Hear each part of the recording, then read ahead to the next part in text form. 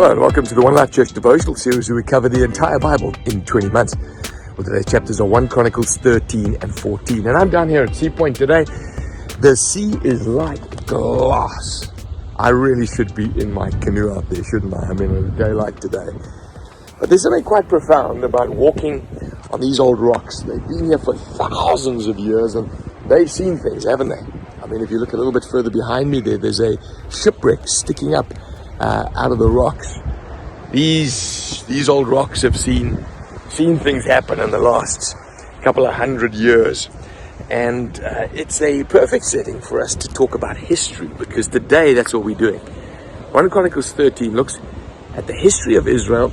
The chronicler is writing to the children of Israel as they're busy coming back out of exile. There's like a change in the air. There's this anticipation that something's going to be different. And so he writes back and he remembers Israel's history. He remembers great King David. And he says, remember when David was establishing his throne, he said, let's get the ark back.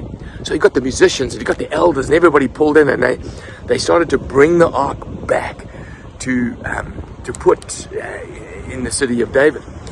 But the carriage that was carrying it stumbles, and a guy reaches out his hand, a fellow called Uzzah, touches the ark, and God strikes him dead. At that point, David's response is not very noble. First, he gets angry that a man was killed like that. Second, he's filled with fear. And then thirdly, he sulks. He says, oh, well, leave that ark. I don't want it now. Leave it over there. And he left it at a place called Obed-Edom.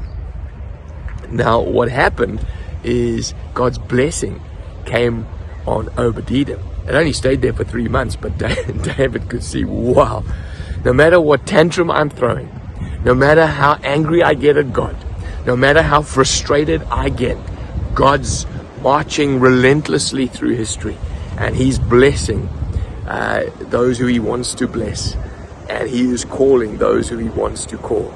And so, no matter how you see God right now, no matter how you throw your rattle and throw your tantrum, God is marching relentless. He calls, he blesses, he does what he has to do. And then he builds his palace. King Hiram helps him, and he gets established. And this is what verse 14 says, and David knew that God had established him.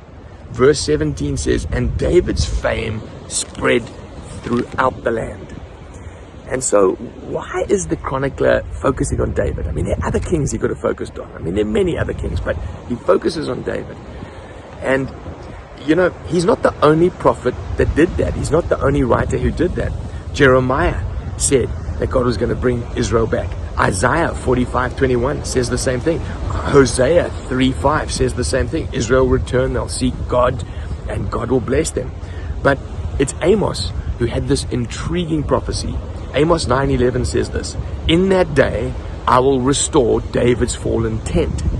See what the chronicler was saying? David's tent is fallen, everything's broken, we're out in exile. He says, I will restore David's fallen tent. I will repair its broken walls, so that the remnant may come in. So the remnant of Israel may come in, and that all nations will bear my name. So what's he saying? He's saying, okay, Israel is scattered, but there is a remnant that's going to come back. And then when that remnant comes back, I'm going to rebuild something, and all nations are going to get access to me. Amazing. Now, James, the brother of Jesus, when he was dealing with the issue, because the church was traumatized when Gentiles were coming in, when all nations started to come into the church. So James quotes Amos, not word for word, but very accurately. And he says this in Acts 15:16. After this, I will return and rebuild David's fallen tent. What's he talking about? He's talking about God building something, which is his church. And he says, I will restore it so that the rest of mankind may seek the Lord. Even all the Gentiles will bear his name. You see, it was God's plan from the beginning that no matter what the kings of Babylon did, no matter what happened in history, no matter what, the tides of history and the rocks of ages may be able to say, this was God's plan. To have a remnant That's his people Israel, who kept their faith in God. And to graft into that remnant, to include into that remnant the people of the earth, you and me, and to build something beautiful. That's his church. When he talks about David's fallen tent being rebuilt, he's speaking about the church that he is busy building, which is including you and me. Isn't this amazing? So this chronicler was saying, don't worry, we scattered right now, but God is building something. He'll restore David's fallen tabernacle. And when he does, all the nations, including you and me, will be in God's purpose.